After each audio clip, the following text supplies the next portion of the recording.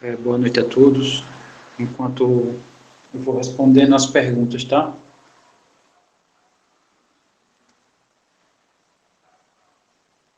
Agora eu estou com áudio.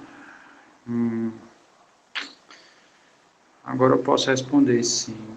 Deixa eu ver. Teorema 2.8.2.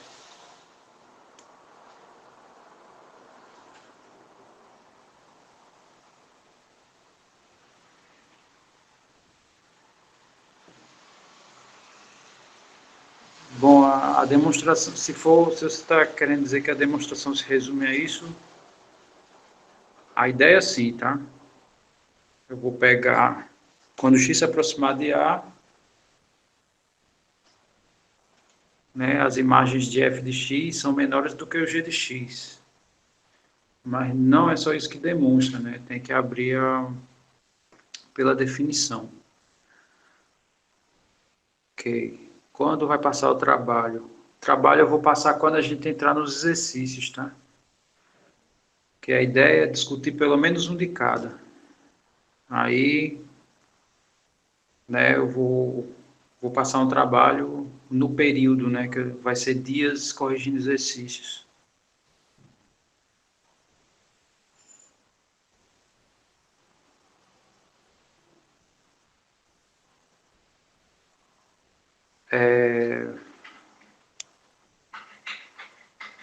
Na verdade, epsilon não se encontra, né? O epsilon é para todo epsilon.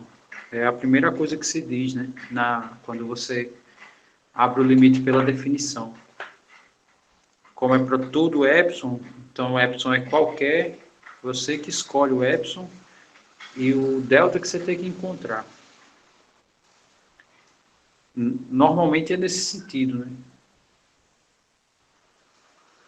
Agora, eu não lembro quem foi que me mandou um e-mail onde a demonstração seguia o sentido inverso do que o que a gente tem feito aqui no curso, né? Foi mesmo, foi o Guilherme. Então, porque é o seguinte, para todo epsilon existe um delta. Então, ele já ia... era o caminho inverso, assim. Ele trabalhava no caminho inverso. Ele já dizia, para esse delta, se eu não me engano, era uma coisa assim, né? Ia trabalhando a parte da distância do f de x para o L, né? Se o f convergisse para L, e ele chegava no epsilon. Pode ser esse caminho também, que é o caminho tradicional. É, eu só acho que esse caminho tradicional, né, eu nunca falei ele aqui porque existe uma certa confusão, né, porque aparenta ser um passe de mágica, né? Tipo, como é que o cara dizendo que o delta é esse, ele chega, né? Quer dizer, uma coisa assim que a pessoa tem que ter habilidade, né? Não estou dizendo que é impossível, estou dizendo assim que normalmente não é um caminho mais trivial, né? Mais palpável. Mas pode fazer também, sem problema nenhum.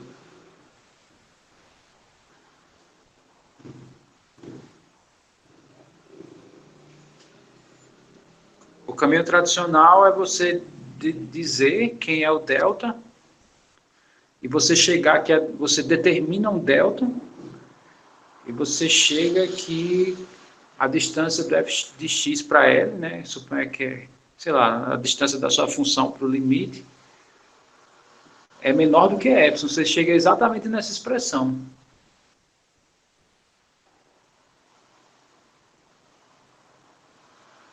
É exatamente, ó. Pronto. A Brenda comentou aí que para fazer o caminho tradicional tem que fazer um rascunho. O caminho que eu faço não precisa desse rascunho, né? É um caminho direto. Você deve, como o epsilon é qualquer, então escolha qualquer um. Aí você vai buscar o delta. Encontrou um delta, acabou, né? A divergência está garantida. Ou a convergência. Olha, o Guilherme fez assim, no caso, eu comecei x menos a menor do que epsilon, no caso aí está trocado, né? É x menos a menor do que d, né? Que no caso é o delta. para chegar aqui fx menos L menor do que epsilon.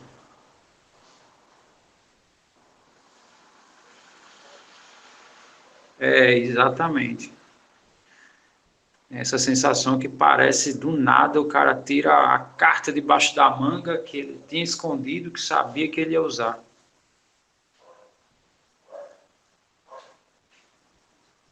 Qual teorema? Você poderia trabalhar esse teorema na sua aula? Qual teorema?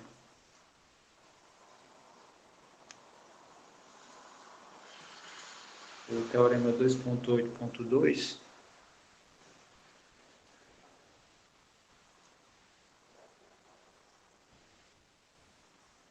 Tá, deixa eu,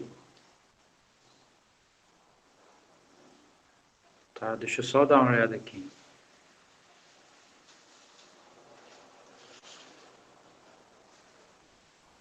Dois ponto oito ponto dois.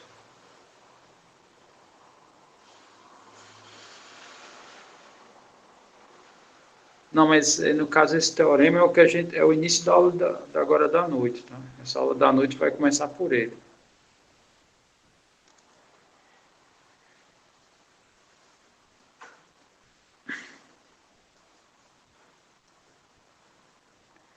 Deixa eu só responder. Christian pergunta: professor, na minha resolução, o exemplo P, deixa eu ver, o exemplo P,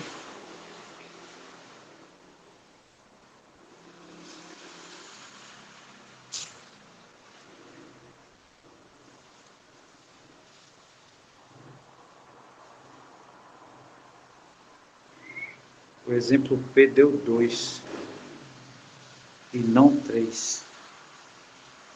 Não consegui entender. É, não, ainda não, mas eu vou falar disso, tá? Cleane me mandou um e-mail e ela me fez uma observação que realmente na minha cabeça passou batido, tá? Então, de fato, ela conseguiu encontrar um erro numa das minhas resoluções. E nenhum semestre eu tinha observado isso. Realmente fez total sentido. Quando eu olhei, disse, ah, caramba, é mesmo. Mas eu vou falar disso aqui. Deixa eu só ver.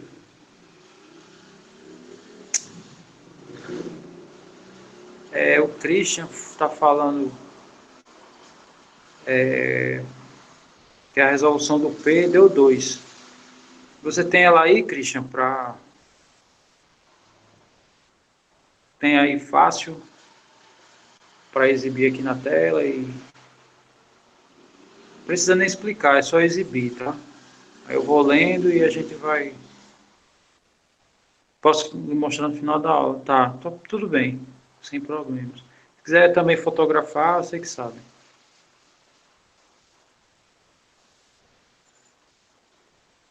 Tá, deixa eu só ver se eu tenho. Essa questão eu não sei se eu tenho naquele meu arquivo, se tiver é mais fácil.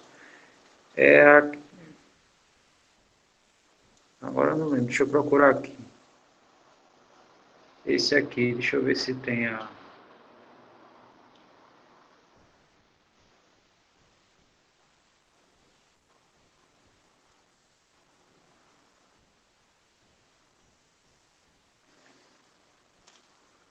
É o item. Deixa eu ver qual é o item.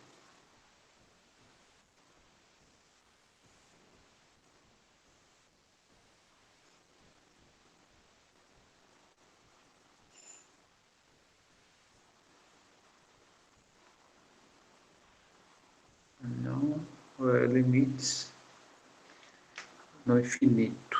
A questão Z, eu acho que é a Z. Deixa eu dar uma olhada aqui.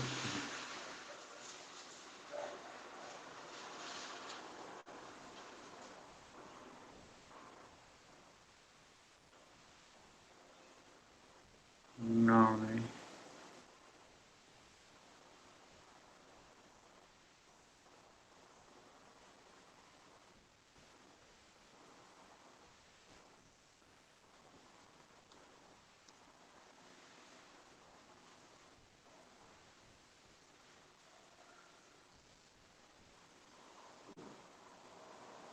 Tenho aqui, sim.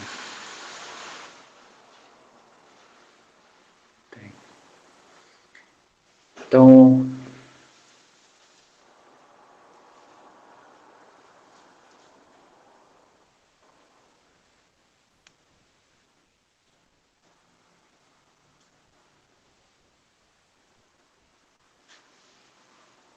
tá, deixa eu ver. Vou comentar aqui a ideia do item Z, tá? Certo? É, esse Z a gente já fez, sendo que teve um detalhe, um pequeno detalhe, né, que torna essa resolução incorreta. Então, a ideia aqui é assim: essa raiz, né, como x está indo para menos infinito, eu posso colocar o x ao quadrado em evidência, né, que é o que a gente escreve aqui, nesse segundo passo. Eu só mudei a escrita da raiz, tá? Escrevi como um meio. Aí, x ao quadrado tem raiz, que no caso é x. Se o x for positivo, né? Tem esse detalhe. Porque se esse x for negativo, da raiz só sai valores positivos, né? Então, eu teria que aplicar menos x aqui, para que esse valor fique positivo, tá? Ou seja, tem até uma definição disso também, né? A raiz quadrada de x ao quadrado é o módulo de x. Né? Deixa eu só escrever isso. Tem essa definição aqui. Deixa eu só colocar aqui o tema da aula de hoje.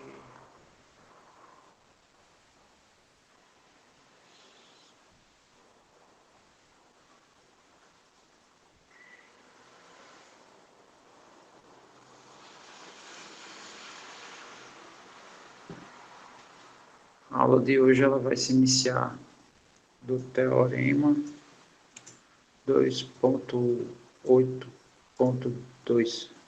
Aqui eu vou fazer só um comentário, fazendo um comentário do item Z.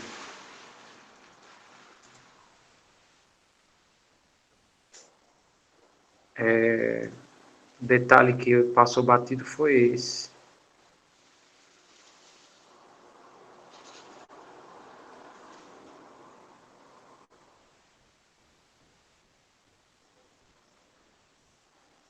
É,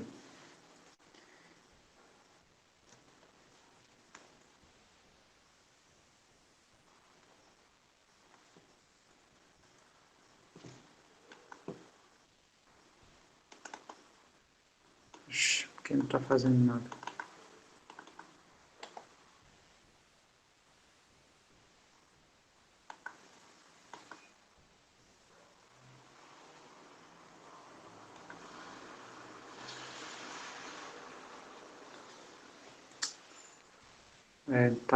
Tá bugando aqui.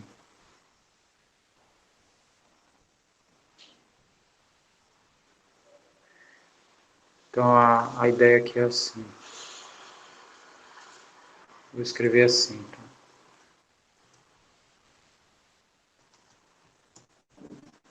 Escrever a raiz assim.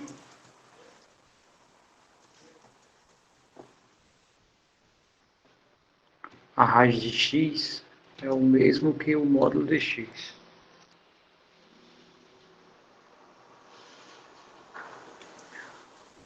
Tá? Porque da raiz só pode sair valores positivos. Então, a raiz de x ao quadrado. Então,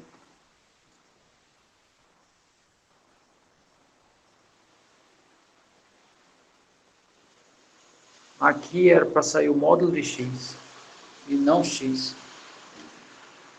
Aí o detalhe é o seguinte: se o x tivesse indo para infinito positivo, a solução de fato era 2. Mas como ele está indo para o infinito negativo, então esse cara aqui eu tenho que usar menos x. Tá?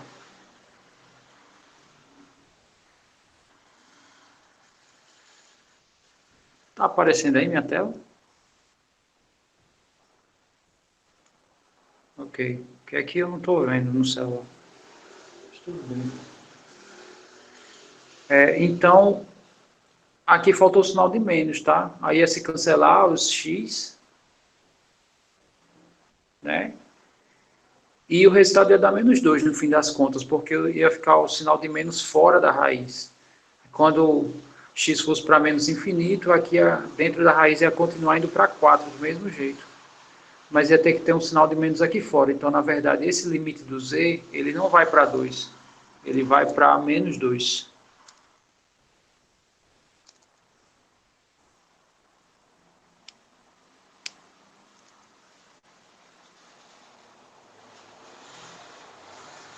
Só porque vai para menos infinito, exatamente. Aí aqui seria módulo, aí eu teria que aplicar esse módulo. Ficaria menos x.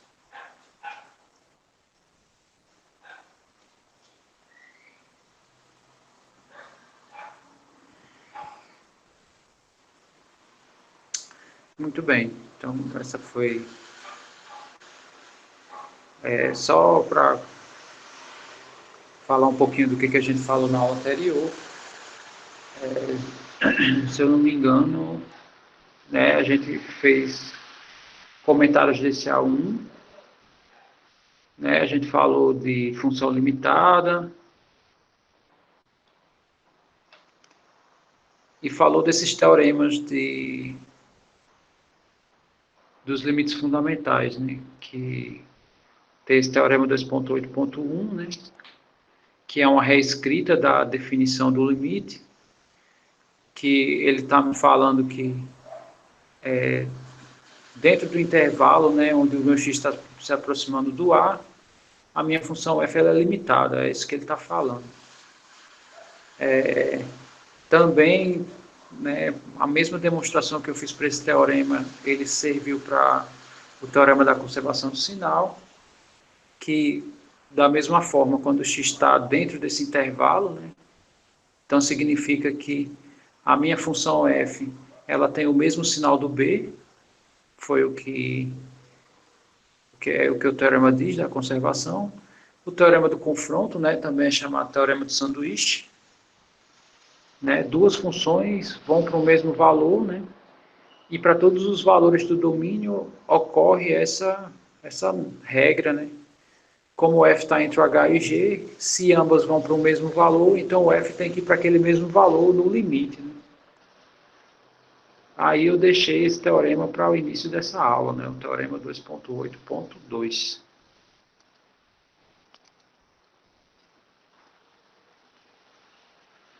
Por conta daquela função dupla que o módulo tem, exatamente. Mas aí, como x está indo para menos infinito, então eu uso uma delas. E eu tenho que usar menos x. Tá? Isso eu tinha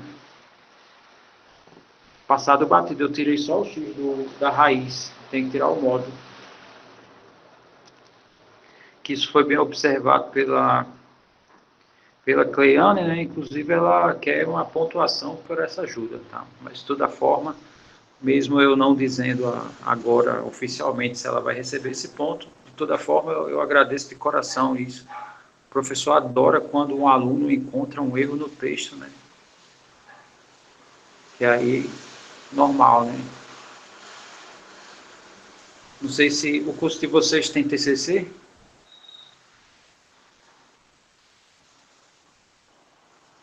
Não? Graças a Deus. É porque é o seguinte, quando você escreve um texto, você cega, tá? Cega mesmo, sim. Você escreve um capítulo, aí você lê, sei lá, 10 vezes. Para você estar tudo correto. Aí você dá para qualquer pessoa ler. Aí a pessoa olha assim, caramba, isso aqui não é isso aqui não. Aí você, caramba, é mesmo, eu nem tinha percebido. Ou seja, você comete erros bestas, né? Porque você externou o que estava na sua mente E detalhes às vezes passam batido, isso é muito normal, tá?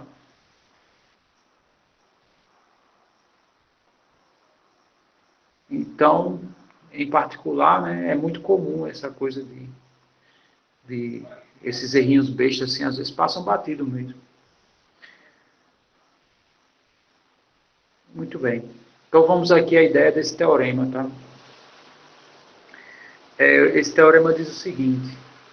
Então eu tenho aqui dois limites, né? F de x se aproxima de B e g de x se aproxima de C. Essas duas funções, quando o x se aproxima do A, né? É o mesmo valor.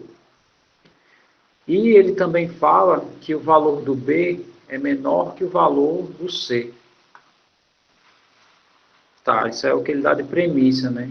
Aí a conclusão do teorema, né? Quando essa premissa ocorre, então eu consigo um intervalo na interseção dos domínios, tá?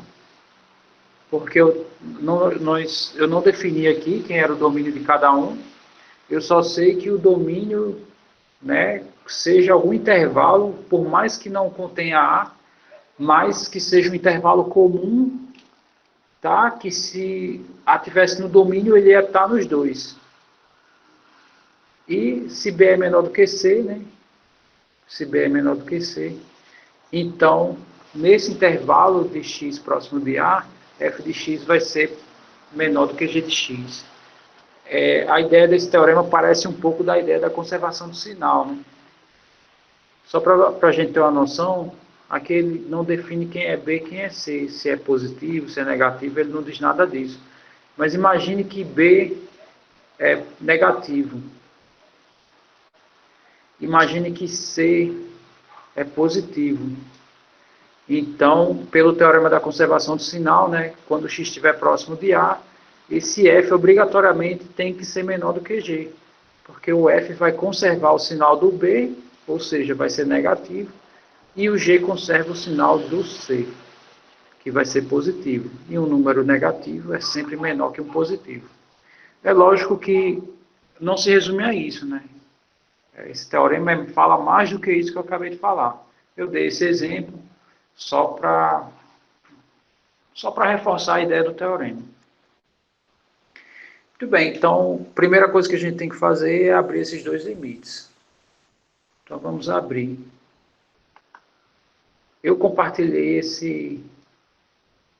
o Notion com o aluno, tá? Porque ele já deixou muitos template de muitas fórmulas já pré-estabelecidas aqui. A questão é que aqui eu não sei o que está acontecendo. Que eu clico para digitar e ele aparece aqui uma fórmula pronta e eu não consigo fazer nada aqui. Bom, então, por hora eu vou ficar usando esse recurso que é mais simples, tá? Mas aí depois eu resolvo esse problema. Deixa eu só ampliar aqui a letra.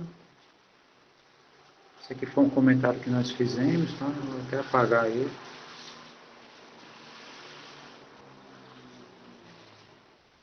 E aqui eu vou botar em português para não ficar sublinhando as palavras.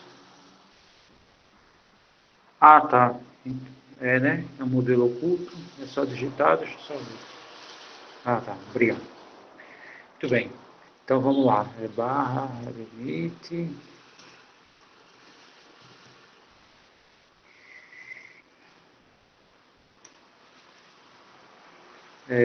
X vai para A, de f de x. Isso é igual a B. Além disso. Ah, não, ele não lê texto, né? Deixa eu tentar aqui de novo, né? Eu tinha tentado uma vez.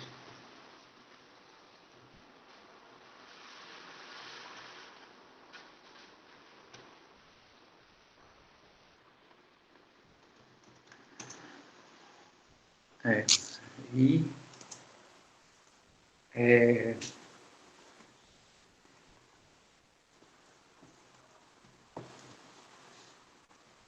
Além disso, copiar aqui.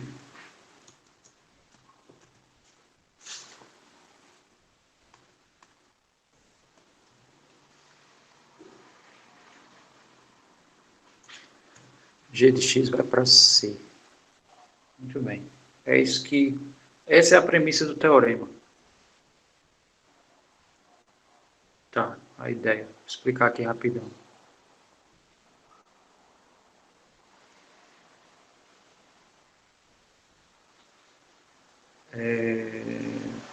É isso que a gente está falando, né?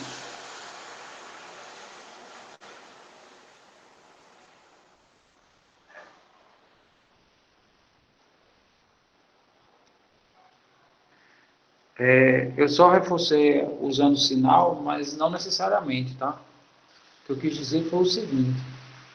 Imagine que esse sinal é de negativo, só para facilitar a mensagem desse teorema.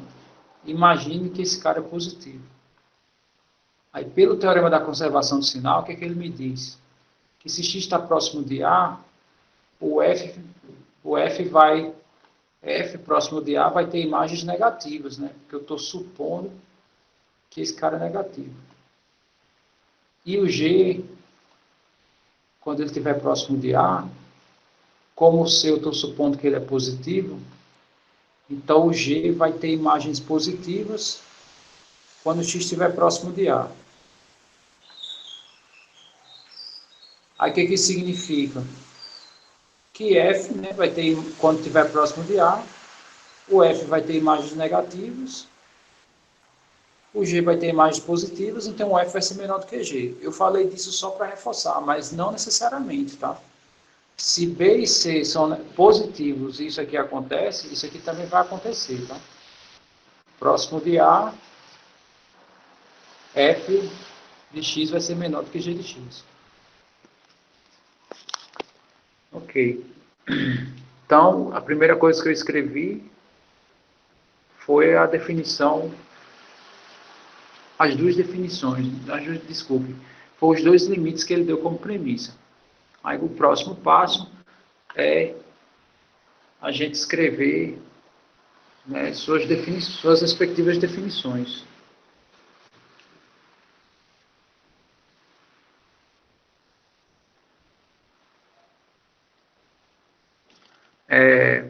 Tá, né, como é que eu reescrevo essa definição, né? Então isso aqui já está manjado. Então aqui, né, para todo epsilon maior do que zero, existe delta também maior do que zero, tá ok, quando a distância de x para a for menor do que delta,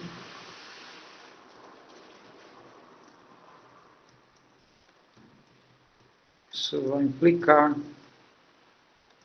que a distância de f de x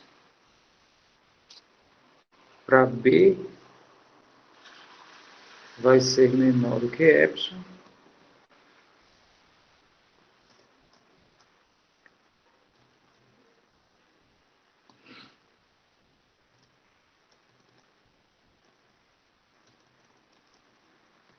e a distância de g de x para c vai ser menor do que epsilon.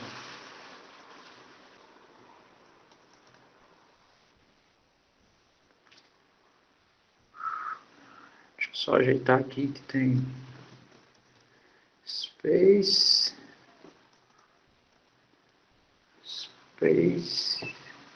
barra texto,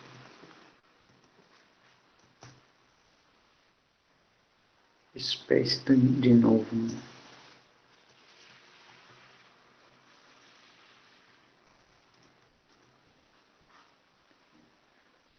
Pergunta, eu posso escrever isso?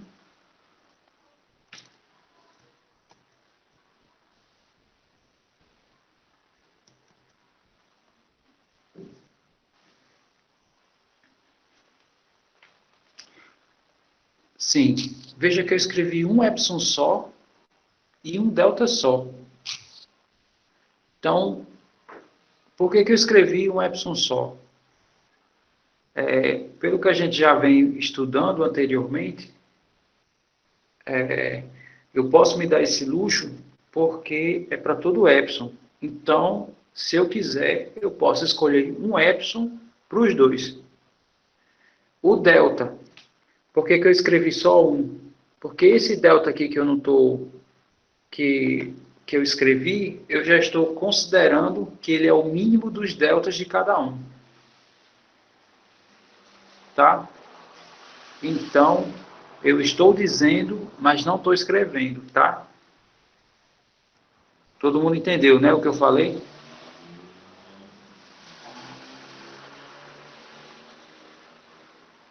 Ok. Eu sei que a partir do momento que a gente deixa de escrever, a gente começa a relaxar, né? E depois de um tempo sem ver a disciplina, às vezes a gente pode cometer um erro.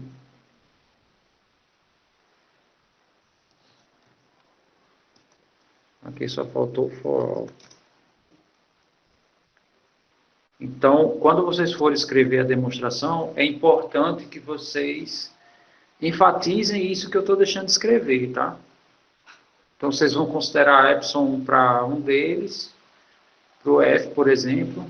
Vocês vão considerar o epsilon 2 para o G também, tá? Vocês vão considerar delta 1 para o F. Vocês vão considerar G, delta 2 para G. E vocês vão ter que definir o mínimo, sendo um delta só. E lá na frente da demonstração, se for preciso, vocês podem definir que o epsilon 1, né, pode considerar que os epsilons são idênticos. Os epsilons são idênticos, tá? Mas aqui, para questão de diminuir o nosso trabalho, né, também não poluir muito a imagem que vocês veem, certas coisas eu vou falar, não vou escrever. Muito bem. Então, com essa escrita que eu fiz aí, veja que eu quero relacionar o F com o G, né? Eu quero relacionar o F com o G, porque o meu teorema diz, né, que eu consigo um intervalo I, eu vou ter que exibir esse intervalo I, que o F, né, que as imagens do F vão ser menores do que G nesse intervalo. Indiretamente é quando x está próximo de A, tá? Ok, então vamos continuar aqui. Então, vamos abrir essa distância aqui, tá? E nós sabemos que essa distância tem algumas maneiras de abrir ela.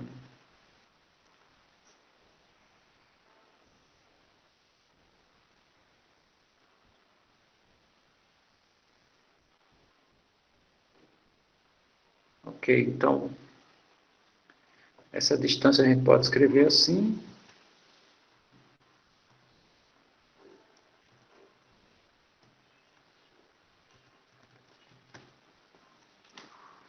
E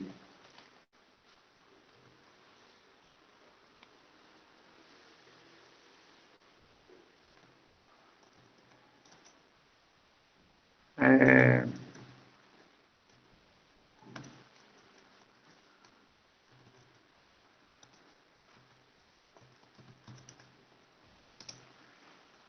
isso acontece, aí tem várias coisas que eu posso dizer aí, né? Que a gente já viu anteriormente.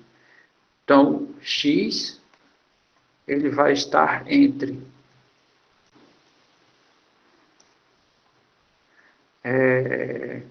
delta mais A, desculpa, é delta menos A, né? Se eu começar por esse lado, delta, não, desculpa, é A menos delta, ou A menos delta e A mais delta.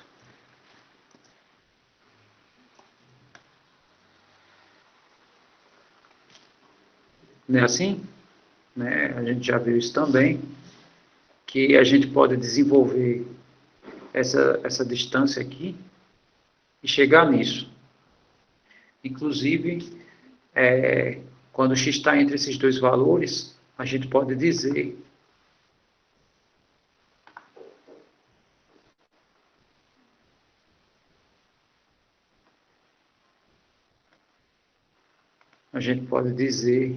que o x está no intervalo A menos delta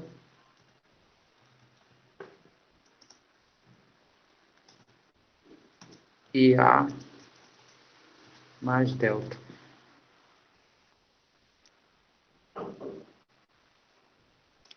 Somente se a maneira simples de escrever isso, né, a simplificação é SSE. Pelo menos nos textos de lógica é muito tradicional. Então,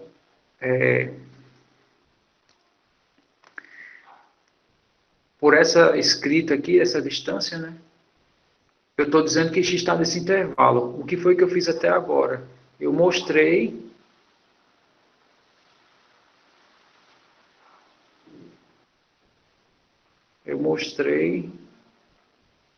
que existe um intervalo.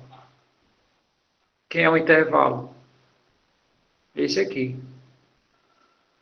Aí, agora, esse intervalo, né, x quando estiver nesse intervalo, que indiretamente é o que está escrito aqui de outra maneira, né, x está próximo de A, ou a distância de x para A é menor do que delta, ele implica isso. Eu quero saber que com essas implicações aqui, eu posso chegar que f de x é menor do que g de x. Então, vamos mexer nisso, né? Para mexer nisso, eu vou escrever essas distâncias na forma de intervalo. Que no caso essa distância eu escrevi na forma de módulo, e essa forma de módulo eu escrevi como intervalo.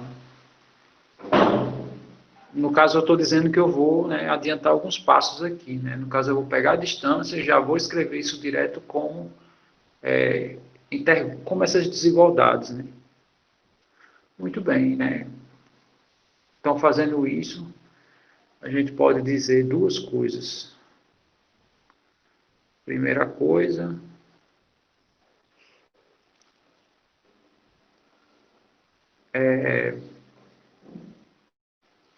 em função dessa distância aqui, eu posso dizer que meu f de x está entre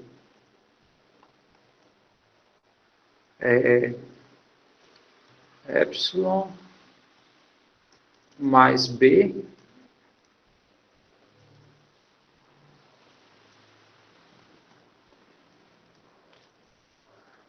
e menos epsilon mais b. Além disso,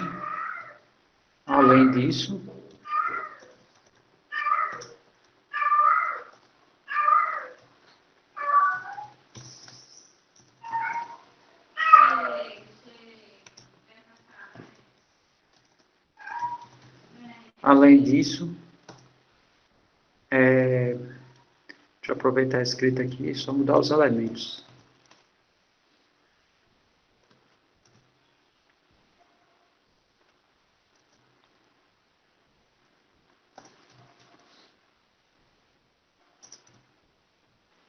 É isso, né?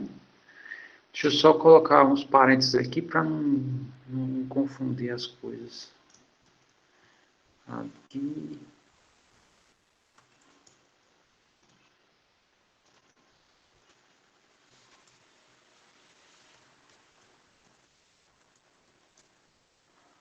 Pronto, esses dois intervalos. O meu f vai estar nesse intervalo aí, né? De b menos epsilon até b mais epsilon. E o g vai estar nesse intervalo de c menos epsilon até c mais epsilon.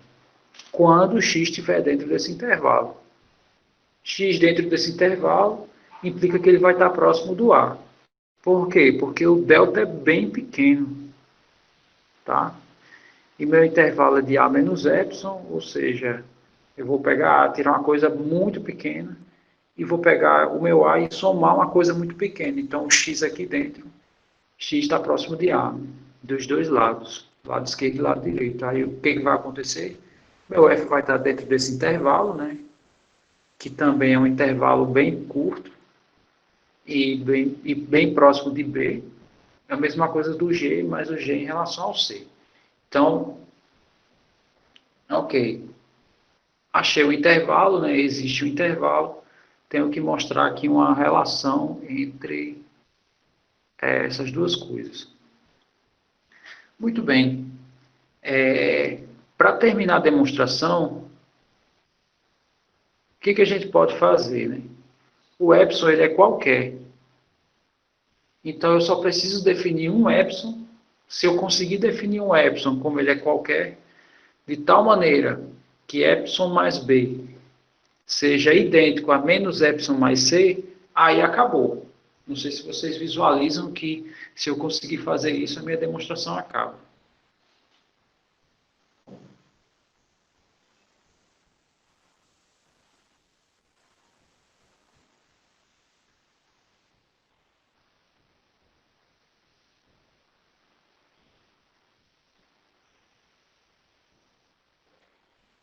E aí vem a pergunta, alguém sabe me dizer o que eu faço para definir esse epsilon?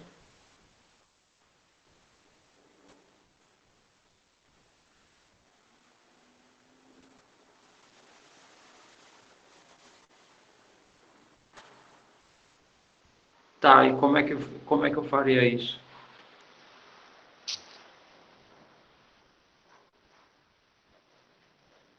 Aqui, né? Porque eu sei que tá, os epsilon são idênticos, tá? Esse epsilon aqui.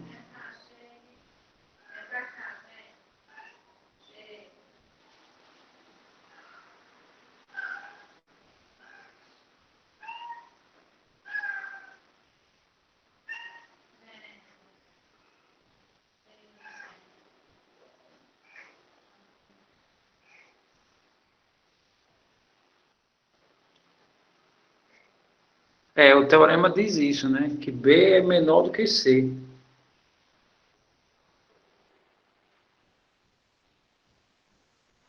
Menos E menos C é menor do que menos E mais C. Espera aí, menos E menos C é maior do que menos E menos C. Tá, mas esse menos E menos C, você quer que eu jogue lá no final aqui, é isso?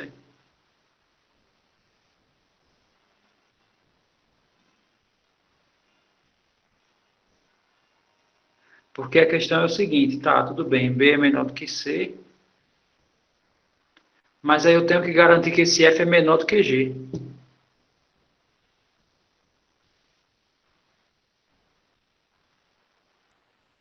Aí, como é que a gente vai garantir isso, né? A ideia é, né, assim, você pegar um epsilon ao pé da letra, já que na primeira linha ele diz assim, ó, para todo epsilon.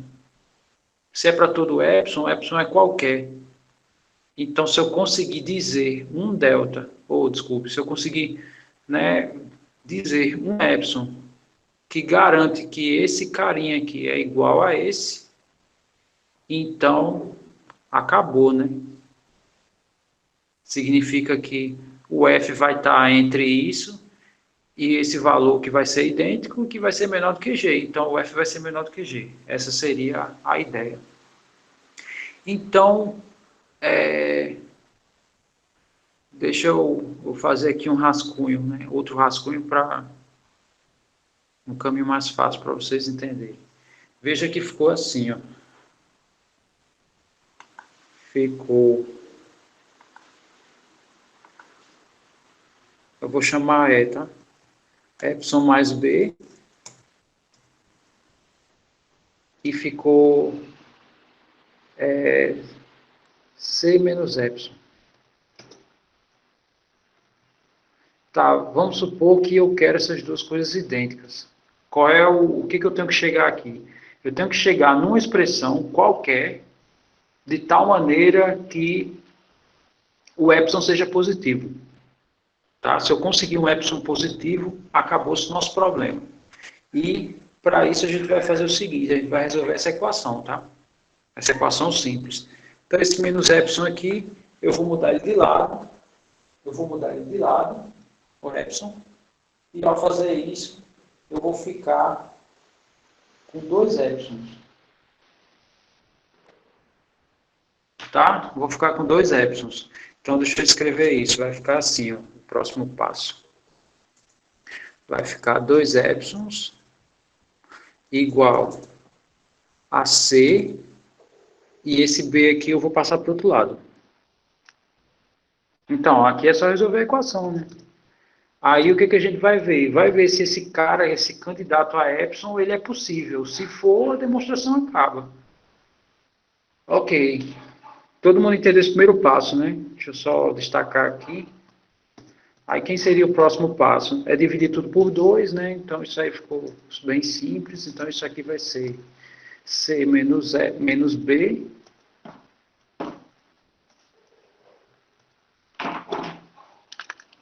sobre 2.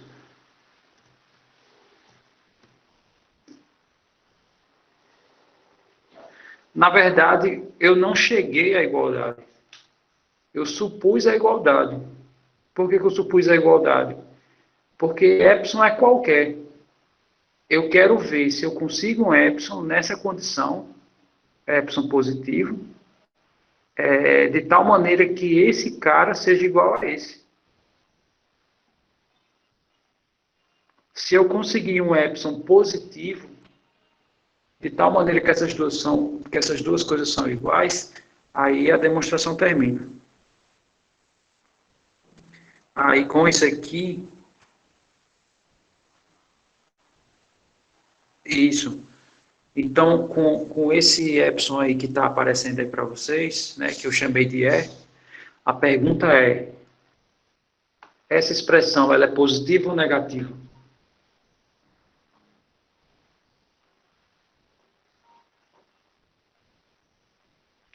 Ela é positiva. Positiva porque B é menor do que C. Perfeito. Então, epsilon aqui não pode ser qualquer, né, que a gente diz assim para todo epsilon. Se epsilon é qualquer, então eu posso escolher esse cara como sendo epsilon?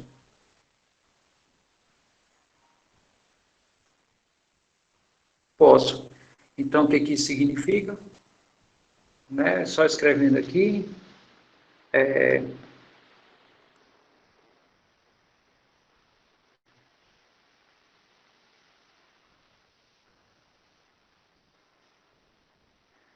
No caso, se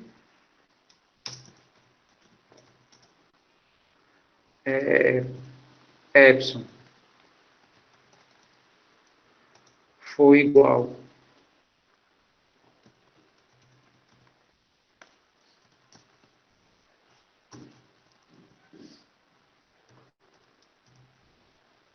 a essa expressão, então isso aqui vai implicar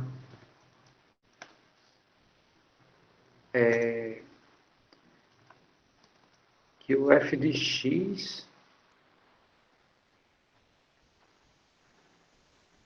vai ser menor do que g de x.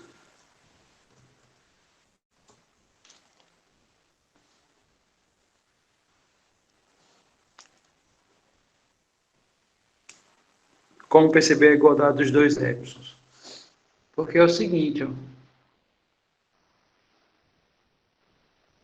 deixa eu copiar isso aqui lá embaixo.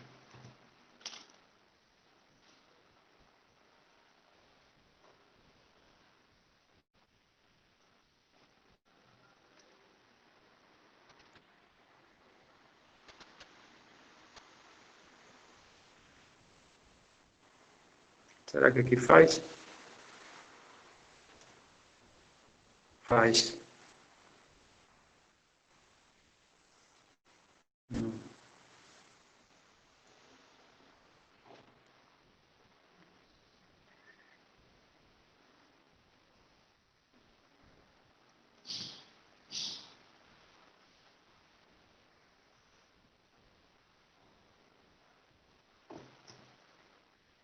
Pronto.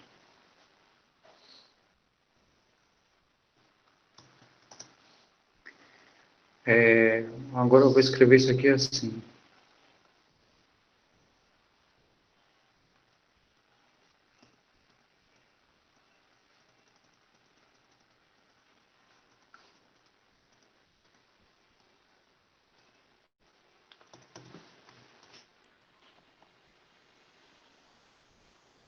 Pronto. A ideia foi perceber o seguinte: eu quero provar que F é menor do que G. Mas se esses dois caras são iguais, então vai ser garantido, né? Porque o F vai ser menor do que esse cara que está aqui no meio, e esse cara aqui no meio vai ser menor do que G. Por transitividade, o F vai ser menor do que G.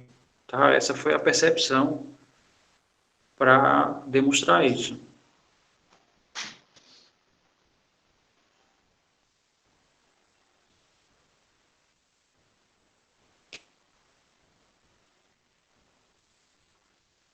Visualizou aí, Laura?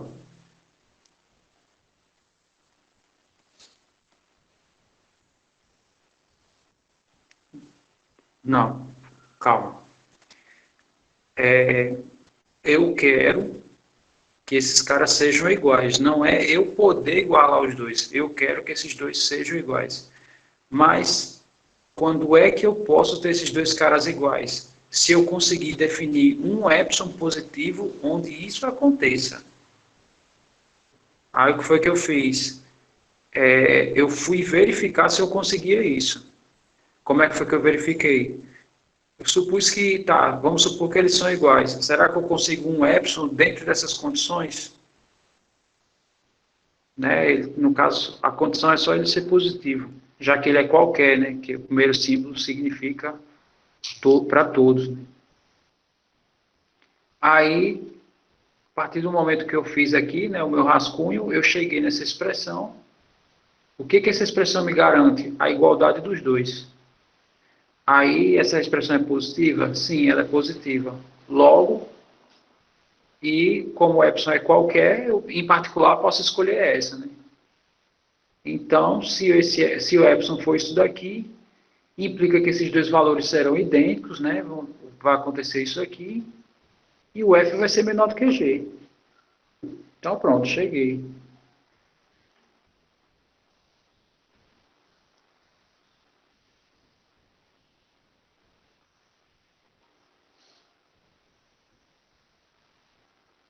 Bom, eu só não tenho como mostrar, o Isaac está pedindo para eu fazer um desenho. Eu vou ver se eu consigo a mesa digital, tá?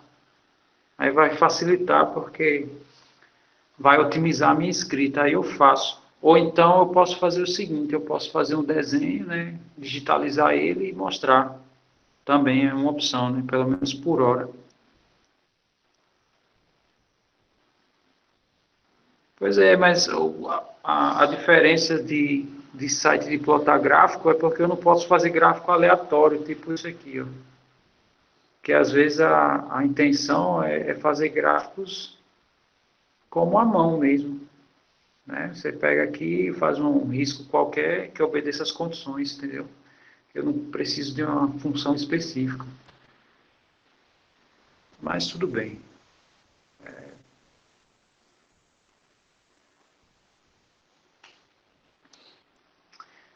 Ok. Então essa seria a ideia da demonstração, tá? Na verdade é a demonstração, né? Aqui eu não coloquei entre aspas assim todos os passos por escrito, né? Porque por causa da demora aqui, mas é por aí. E com isso a gente encerra esse pedaço de não encerra o pedaço dos limites fundamentais, mas os teoremas, né? Esses teoremas principais. Agora a gente vai fazer uns comentários sobre teoremas da função seno, tá? E responder esses casos aqui. Não sei se hoje a gente vai chegar na função exponencial, tá?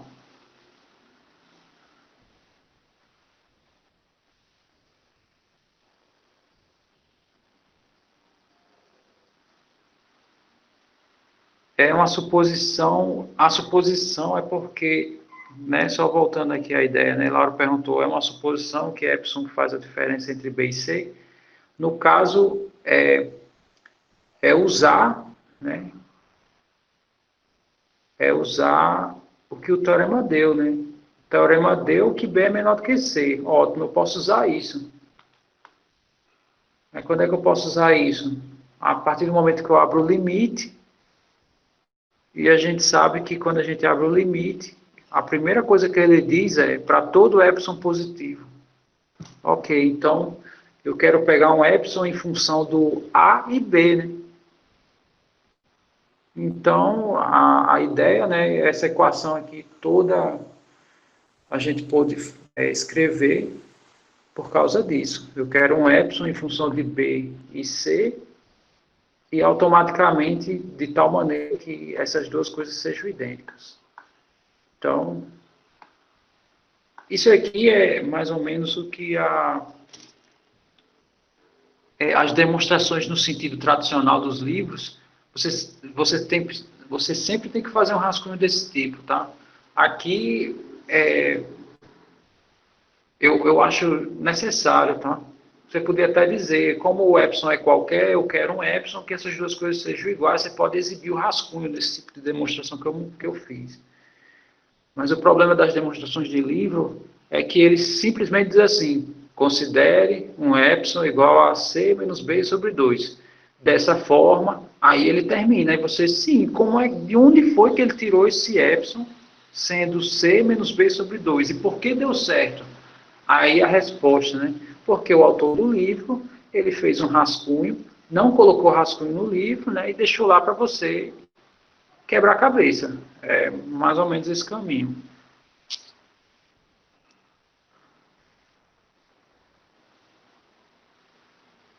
É, isso. Eu posso pegar um epsilon em função de B e C porque ele deu informação sobre ambos. Eu não sei se é sacanagem editorial, eu acho que é sacanagem autoral, tá? Que o autor não escreve.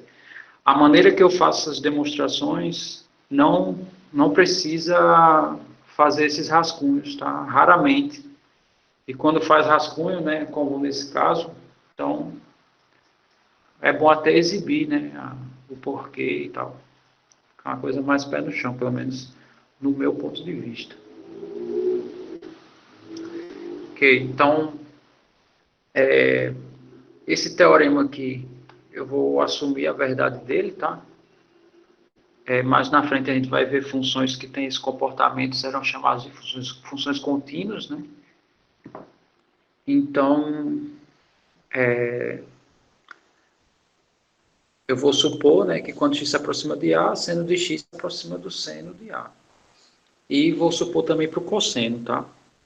Eu já vi algumas demonstrações de livro que usam as identidades trigonométricas bem cafifosas, que eu acho que não vale a pena exibir, né? Tem demonstração que é tão densa que às vezes não é melhor assumir a verdade, tá? E os curiosos que se aprofundem, mas enfim. Agora a gente vai demonstrar esse segundo teorema, tá? Porque esse segundo teorema é a partir dele que a gente garante a resolução desses exemplos. Né? Esses exemplos, né, esses valores em função desse teorema aqui. Então, deixa eu mostrar aqui a ideia que eu fiz para vocês no caderno, tá? Tem ele bem... Aqui também tem o teorema do confronto, né? E aqui também tem o teorema 2.8.2, né? Só falando o que eu escrevi, né? Tá aqui os dois limites. Aí aqui abri, né? Aquela definição que eu mostrei para vocês. Né? Escrevi o F e o G, né? Por essa... na maneira de intervalos, né? Usando essas desigualdades. E aqui eu já digo, né? Tome um epsilon dessa forma, né? Eu fiz igual os autores fazem. Aí eu botei aqui no final porque eu, no caso, falei, né? Bom, então o T2, né? Que é a... Só mostrando de novo o teorema e fazendo a leitura dele. O T2 diz assim, limite do quociente, onde o numerador é o seno de x sobre x, né? Quando o x vai para zero, isso vai para 1. Tá? Essa é a ideia do teorema. Então vamos à prova dele.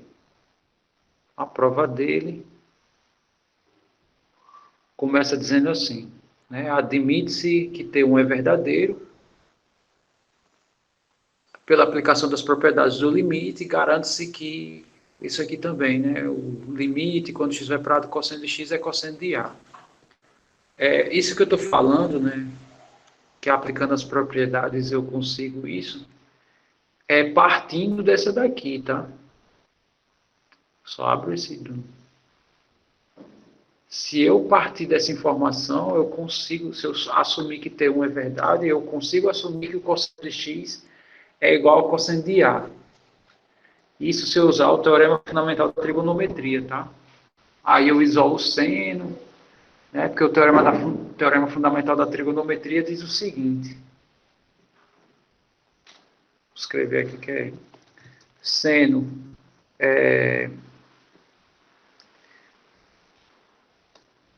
seno ao quadrado de qualquer coisa mais cosseno ao quadrado de qualquer coisa é sempre 1, né? Não sei se vocês se lembram disso. Aí, isso aqui também eu posso dizer que o seno de x pode ser escrito como a raiz, né? Como a raiz de 1 menos cosseno ao quadrado de x, né? Tá só assim.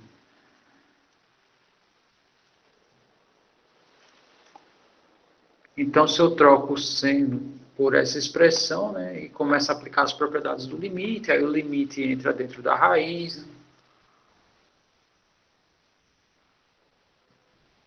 Mito. Não, não é essa substituição, é essa. Cosseno. E aqui seno.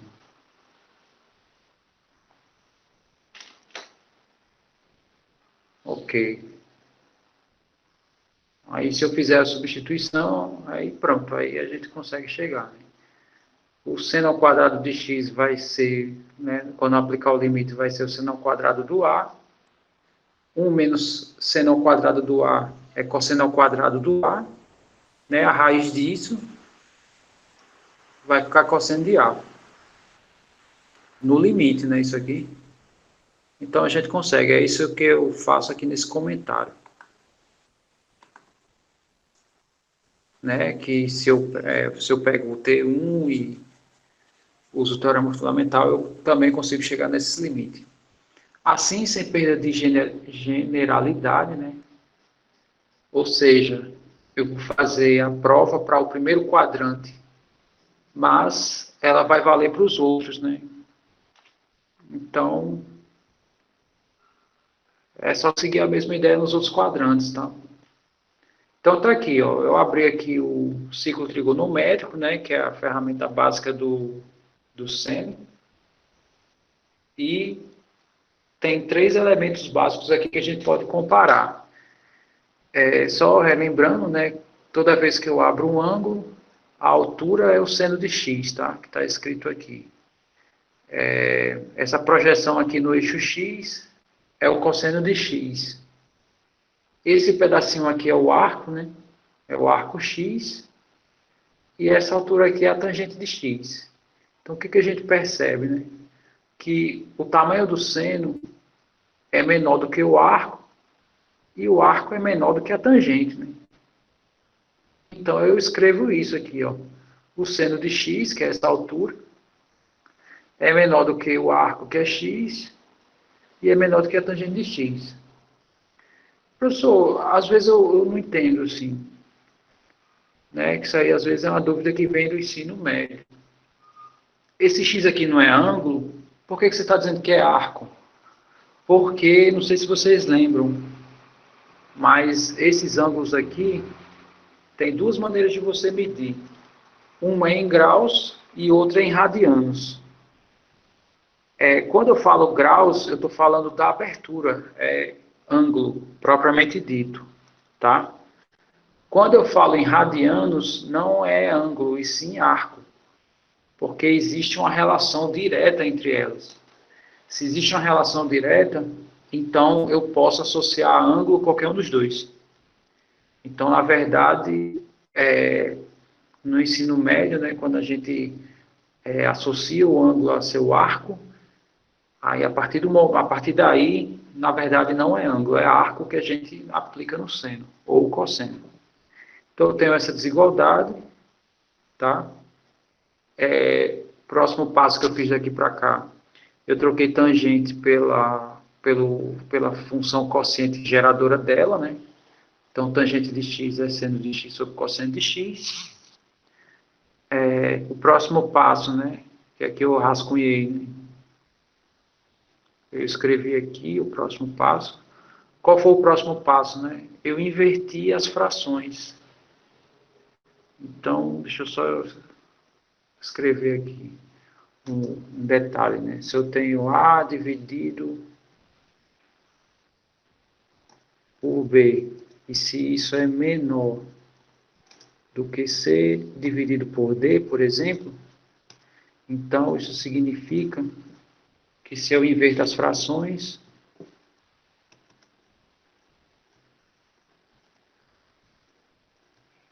significa que a desigualdade vai inverter. Então, foi o que eu fiz aqui. Eu inverti as frações. Essa fração aqui, seno de x, passou a ser 1 sobre seno. X passou a ser 1 sobre x.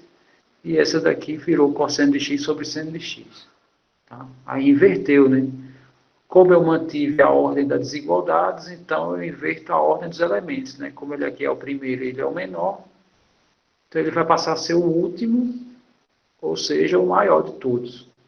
E esse aqui era o maior de todos, virou o menor de todos quando eu inverti a fração. Aí eu peguei os três termos da desigualdade e multipliquei pelo seno de x. Quando eu fiz isso, seno de x vezes cosseno de x dividido pelo seno, nessa primeira parcela, os senos se cancelam. Fica só cosseno de x. No meio, 1 vezes seno de x dá seno de x sobre x. E seno vezes 1, desculpe, né, eu divido, ambos são idênticos, dá 1. Perceba que daqui para cá não houve mudança da desigualdade. Aí eu pergunto, por que daqui para cá a desigualdade não mudou? Quem sabe dizer?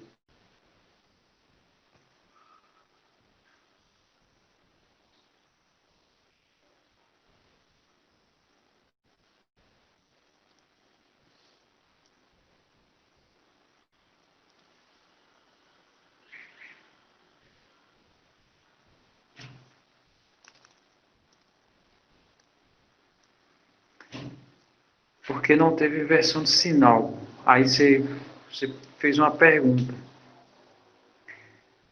Por que não teve inversão de sinal? Essa é a pergunta, né? Por que não teve inversão de sinal? Aí o Isaac. Porque seno de x é maior do que zero,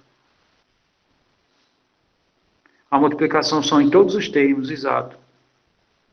Pronto, o Isaac Reinaldo, ele já deu a resposta aí. O seno de x é maior do que zero no primeiro quadrante. Tá? Essa altura aqui, ela é positiva. Qualquer arco que eu abro aqui no primeiro quadrante, essa altura vai ser positiva. Tá? E, como ela vai ser positiva, ao fazer o produto, né, se mantém a sequência das desigualdades. Aí o próximo passo, né, que eu fiz foi aplicar o limite nas 3 parcelas. Então, eu apliquei o limite aqui, né? Apliquei o limite na parte central e apliquei o limite aqui em 1, que é justamente o teorema anterior, tá? Você tem 3 valores aqui, que no primeiro quadrante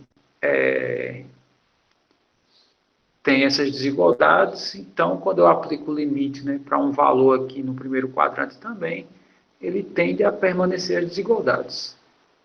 Tá? Ok, aí quando x se aproxima de 0, cosseno de x vai se aproximar de 1.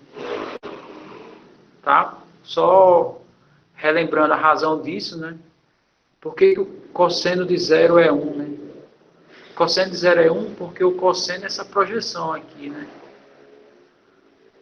Eu abro esse arco.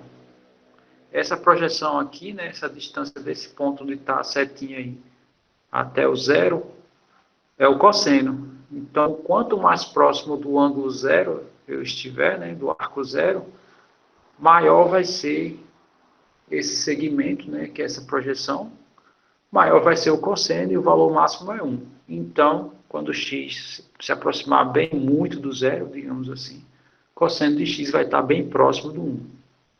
Esse limite é o que a gente está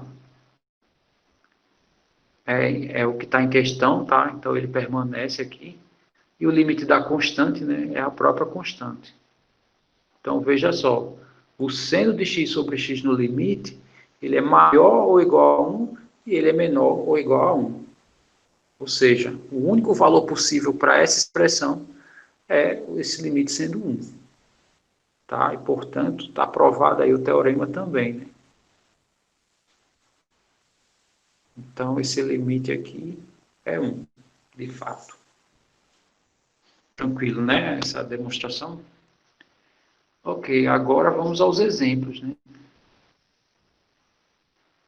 Então, primeiro exemplo, pergunto, por que isso dá 2? Tá? Se o teorema diz isso, por que isso aqui dá 2? Deixa eu só copiar, enquanto vocês, né, eu aguardo a resposta de vocês, eu vou copiando ele aqui.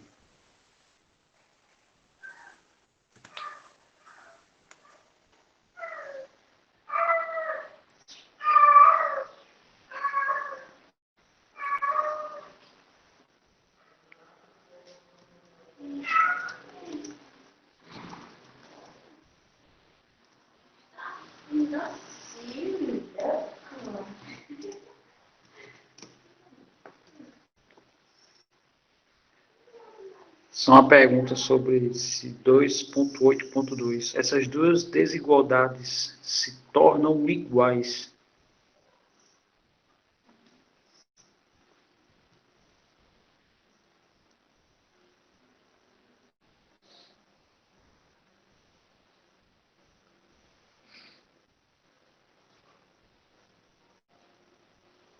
Isso aqui, onde está o cursor,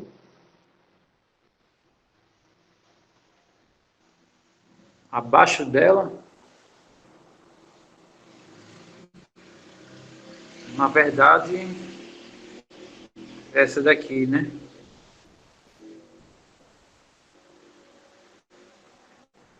Para esse epsilon aqui, sim, essas duas coisas são iguais.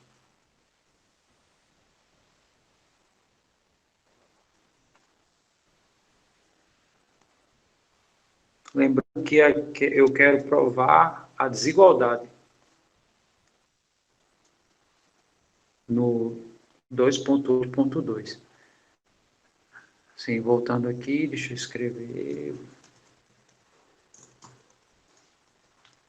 Aqui é seno.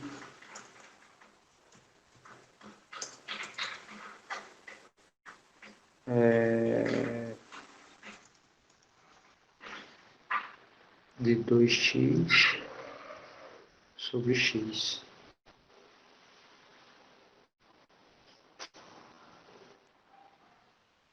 É essa função, né? E está dizendo que isso dá 2, né?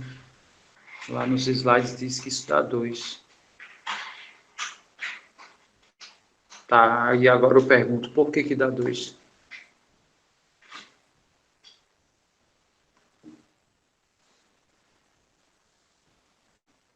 Essa identidade não é verdadeira, tá? Seno de 2x não é 2 vezes seno de x. Seria se o seno fosse linear. Toda função linear tem essa propriedade. Uma razão do seno não ser linear é seu gráfico, né? Se você observar o gráfico do seno, ele não é uma reta nem um plano. Então, o seno não é linear. Logo, essa expressão que a Cleiane escreveu para o seno, ela não é verdadeira.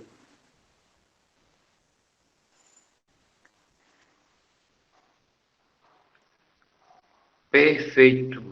É exatamente isso aí, tá? Reinaldo já respondeu que na verdade a gente faz aí é isso aqui, ó. Eu faço aqui, insiro 2 no numerador e denominador,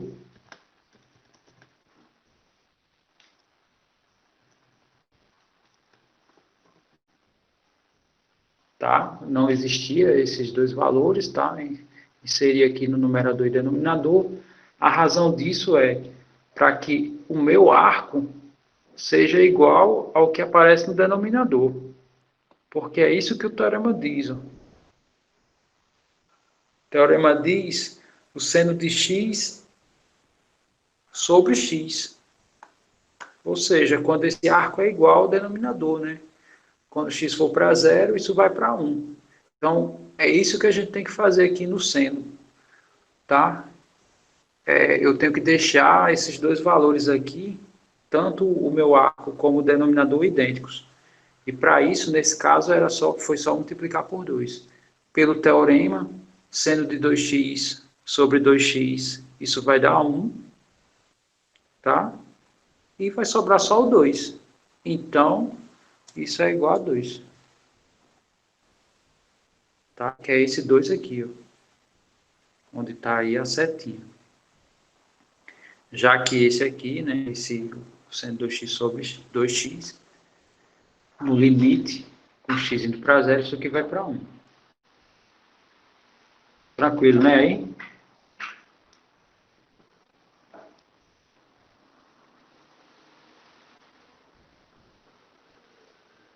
O T2 é resolvido sem definição de limite mesmo.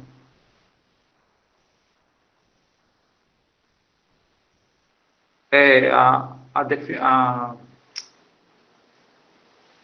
demonstração dela não é usando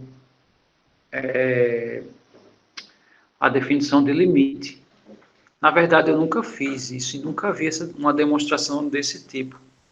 Se você... É uma coisa interessante, tá? Assim, quem está nessa aula, né? Se quiser tentar, é interessante isso, né? Ver se tem uma saída usando a definição. Eu não posso nem passar isso como exercício, porque eu não sei se existe. Tá? É interessante essa questão do que o Lauro colocou. Muito bem. Aí como é que ficaria o próximo, né? Todo mundo entendeu esse exemplo aqui? Ficou claro esse exemplo para todo mundo? Ok. Aí como ficaria o próximo agora? Como é que ficaria esse C1? Deixa eu aproveitar aqui e escrever aqui.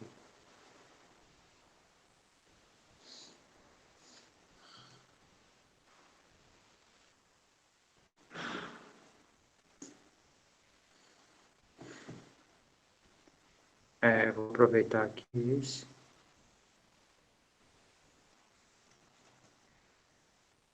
Só fazer as modificações.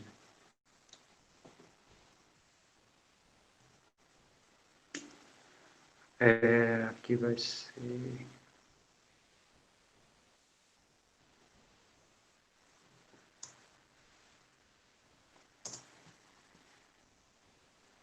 Tem isso aqui, que é 3x.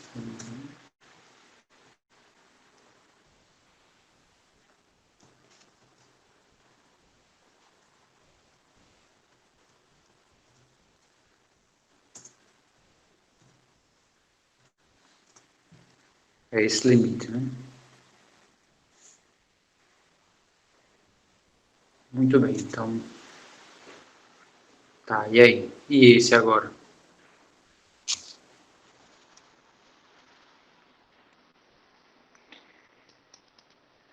Como é que fica esse?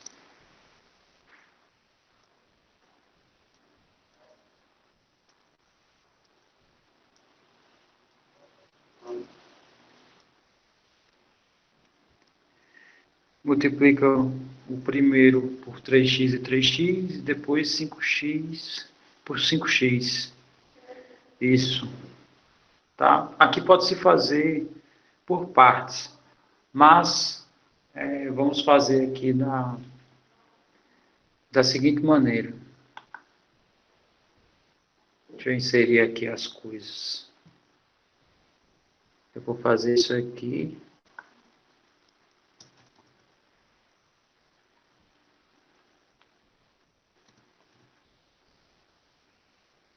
E aqui eu vou inserir, vai ficar 3x.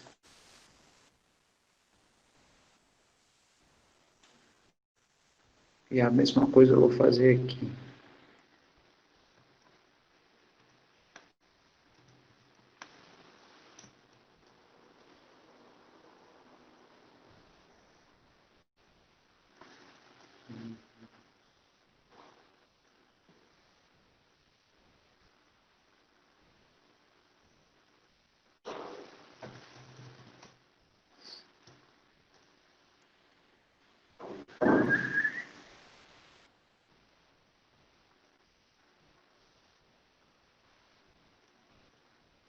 Espera aí só um minuto, tá? Deixa eu só fazer aqui, aí já eu exibo.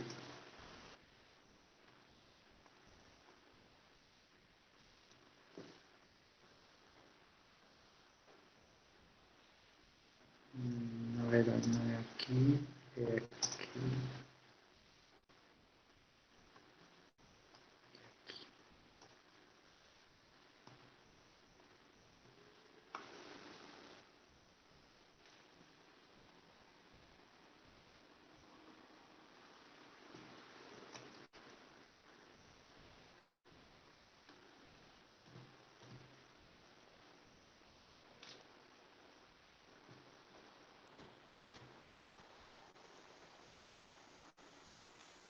Tudo bem. Todo mundo entendeu o que eu fiz, né?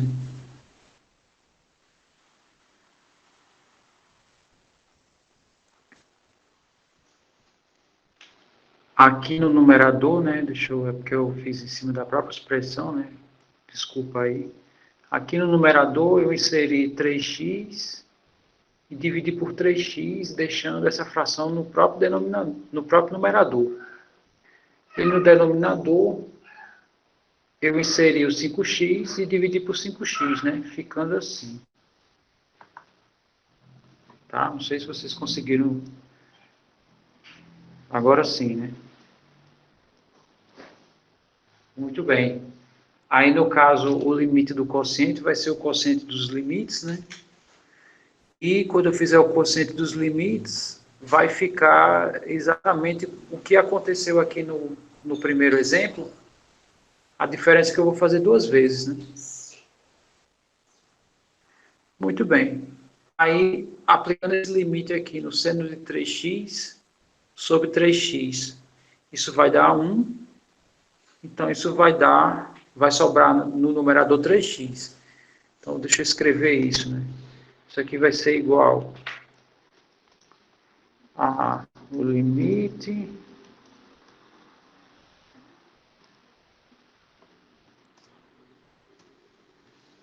é,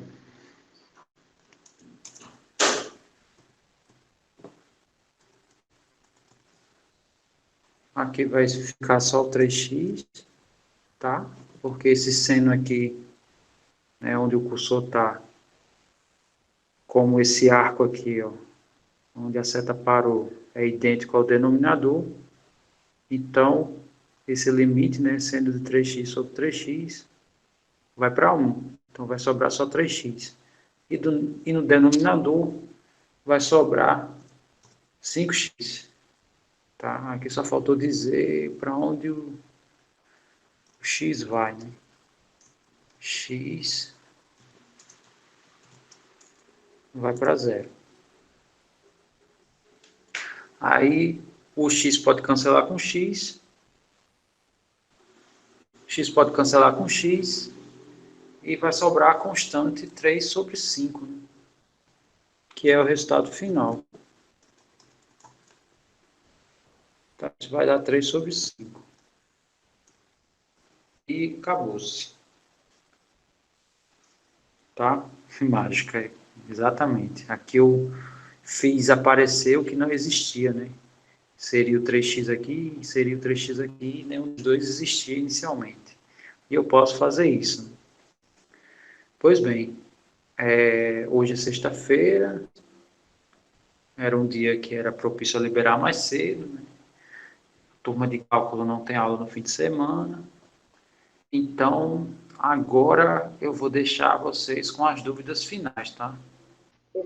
Professor, tá compartilhando aí a tela já? Aqui eu não estou vendo. Deixa eu ver se eu consigo enxergar. Cadê? Deixa eu lhe procurar aqui. Eu estou vendo a tela. Não sei se o pessoal está vendo. Eu...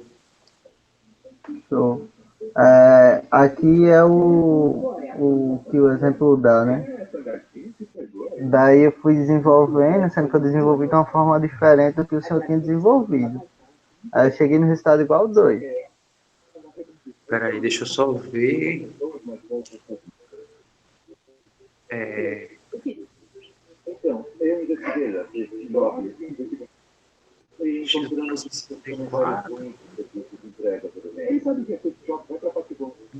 Uma pessoa que não tem tema de principal para comentar. Eu não tenho alguma semelhança da linguagem. Então, aqui... Mas eu fiz minha calculadora aqui também, dá 3. Eu não entendi o porquê que chegou a 2 não aqui. Não, esse teu método, se tivesse correto, ele seria universal, né? Porque são todos os casos que dão indeterminação. Perceba aí na terceira linha que ficou 1 menos 1. E menos 1 é zero, né? Tanto no numerador e denominador. Então, algo próximo de 0 vezes 8 dá 0. Esse cancelamento aí não pode ser feito, tá? Isso aí não pode.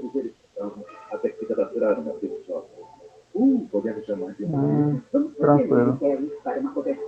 Isso aí, não pode, porque se pudesse, aí não existiria, se isso aí pudesse, esse caminho aí, todos os outros se fariam assim, tá?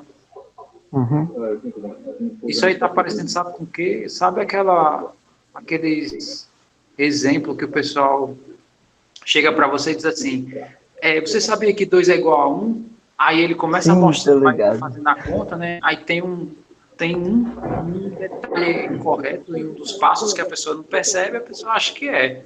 É tipo isso aí. Tem como depois o senhor mandar a resolução do senhor? É o quê? Para mim mandar a resolução? Essa eu não fiz, não? Não. Tá, eu posso fazer, tá?